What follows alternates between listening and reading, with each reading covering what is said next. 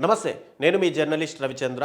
రీసెంట్‌గా చంద్రబాబు నాయుడు గారు ఒక పెద్ద పవర్ పాయింట్ ప్రజెంటేషన్ ఏర్పాటు చేసుకుంటూ జీఎస్‌డీపీలో రాష్ట్ర ఆదాయం, తలసరి ఆదాయం పూర్తిగా అద్భుతంగా ఉంది. గతంలో జగన్మోహన్ రెడ్డి గారు 5 సంవత్సరాల్లో రాష్ట్రం మొత్తం కూడా విధ్వంసం సృష్టించారు. అందుకే ఈ విధ్వంసం నుంచి తేరుకోవడానికి కొంత సమయం పట్టింది.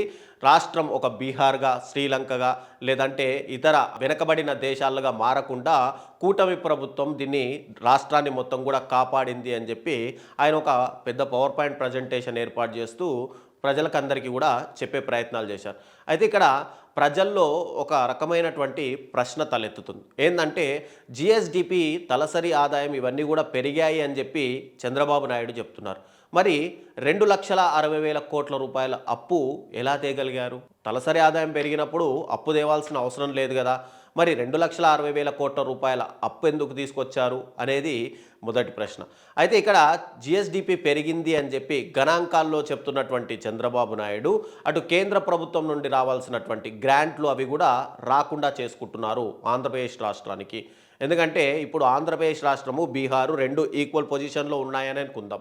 ఇక్కడ బీహార్ తమ పరిస్థితి బాలేదు. తాము పూర్తిగా ఏదైతే జీఎస్‌డీపీకి గానీ తలసరి ఆదాయం పూర్తిగా తక్కువ ఉంది. కాబట్టి మాకు కేంద్రం నుంచి కొంత గ్రాంట్లు ఇస్తే గనక మేము డెవలప్‌మెంట్ కోసం యూజ్ చేసుకుంటాము అని చెప్పి బీహార్ పదే పదే కేంద్ర ప్రభుత్వాన్ని కోరుతుంది. ఇక్కడ చంద్రబాబు నాయుడు ఏందంటే కేంద్రం నుంచి రావాల్సిన గ్రాంట్లు కూడా రాకుండా మా తలసరి ఆదాయం అద్భుతంగా ఉంది అని చెప్పి చెప్పుకునే ప్రయత్నాలు చేస్తున్నారు. అయితే ఇక్కడ చంద్రబాబు ఏం చెప్పినా కూడా కామన్‌గా చంద్రబాబుకు సంబంధించిన టీడీపీ అనుకూల మీడియాలు కొన్ని ఉంటాయి. ఆ అనుకూల మీడియాలో చంద్రబాబు మహా అద్భుతం, రాష్ట్రాన్ని బీహార్‌గా కాకుండా కాపాడారు అని చెప్పి ఇన్ని రోజులు డప్పులు కొడుతూ తీవ్ర ప్రచారాలు అయితే చేశాయి.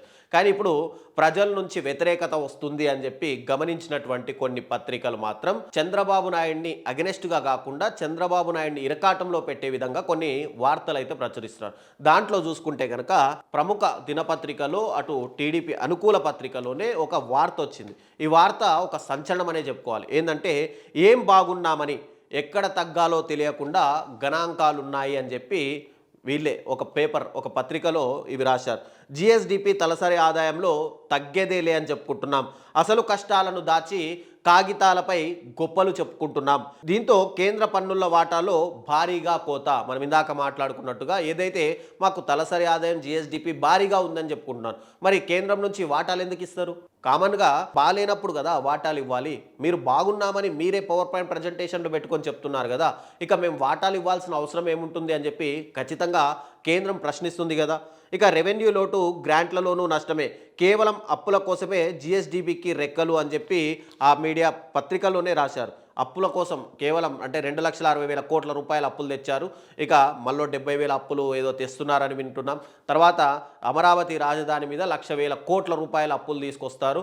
తర్వాత దానికి ఔటర్ రింగ్ రోడ్ అని చెప్పి, దానికి మళ్ళీ సుందరీకరణకు అని చెప్పి, విశాఖకు ఆర్థిక రాజధాని అని చెప్పి, రాయలసీమని ఇక్కడ లాకు సంబంధించినటువంటి రాజధాని అని చెప్పి టోటల్‌గా మొత్తంగా ఈ 2024 నుంచి 2029 మధ్య కాలంలో ఈ 5 సంవత్సరాల కాలంలో ప్రతి వ్యక్తి మీద కూడా కొన్ని లక్షల కోట్ల రూపాయల అప్పులు మిగిలిచ్చి రాష్ట్రం ఆర్థిక పురోగతి ఏముందో కానీ పూర్తిగా అంటే రాష్ట్రం అప్పుల్లో ఇప్పుడు భారతదేశం వ్యాప్తంగా అన్ని రాష్ట్రాలను లెక్కేసుకుంటే ఇక ఆంధ్రప్రదేశే మొదటి స్థానంలో ఉంటుంది అప్పుల్లో. అంతగా అప్పుల్లోకి రాష్ట్రాన్ని తీసుకొస్తారు. జగన్ హయాంలో అప్పులే అని చెప్పి చెప్పినటువంటి ఇవే పత్రికలు నేడు అప్పులతో పాటు ఇమేజ్ కోసం ఆరాటం అని చెప్పి మరొకగా రాస్తూ వచ్చాయి. ఇక ఆర్థిక సంఘం నిబంధనలోనూ సవర్ణకై యత్నాలు, ఢిల్లీ చుట్టూ రాష్ట్ర అధికారుల చక్కర్లు అని చెప్పి కూటమికి సంబంధించి తెలుగుదేశం పార్టీకి సంబంధించినటువంటి అనుకూల పత్రికలు రాశారు. ఇక వీళ్ళు ఏం రాశారో ఒక్కసారి మనం చూస్తే ముఖ్యమంత్రి చంద్రబాబు ఇస్తున్న లక్ష్యాలు అలాగే ఉన్నాయి, కానీ ఈ గొప్పల లెక్కల వల్ల భారీ నష్టం జరుగుతోంది అని చెప్పి ఆర్థిక నిపుణులు పేర్కొంటున్నారు.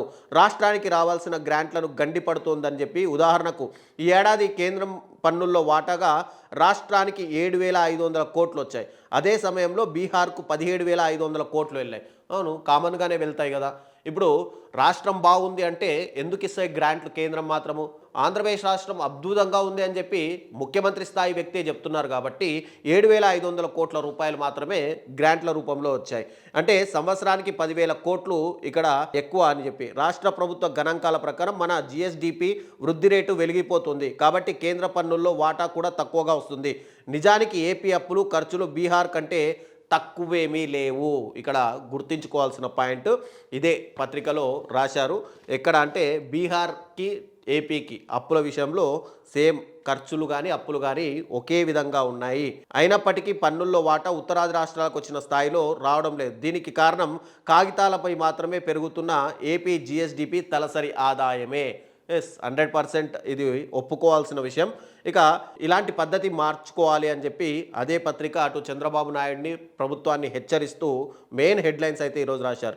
మోడీ వచ్చాక దీనిని మరిన్ని మార్పులతో పకడ్బందీగా అమలు చేస్తున్నారు. దేశవ్యాప్తంగా అన్ని రాష్ట్రాల నుంచి వచ్చిన కేంద్ర పన్నుల్లో 42% వాటా పరిగణలోకి తీసుకొని ఆయా రాష్ట్రాల ఆర్థిక వెనకబాటు అంటే ఇన్కమ్ డిస్టెన్స్ ఆధారంగా ఆ మొత్తాన్ని పంచుతున్నారు అని చెప్పి. నిజంగానే మోడీ వచ్చిన తర్వాత రాష్ట్రాలకు ఇవ్వాల్సినటువంటి గ్రాంట్లు రాష్ట్రం అభివృద్ధి చెందితే ఇవ్వాల్సిన అవసరం లేదు కదా.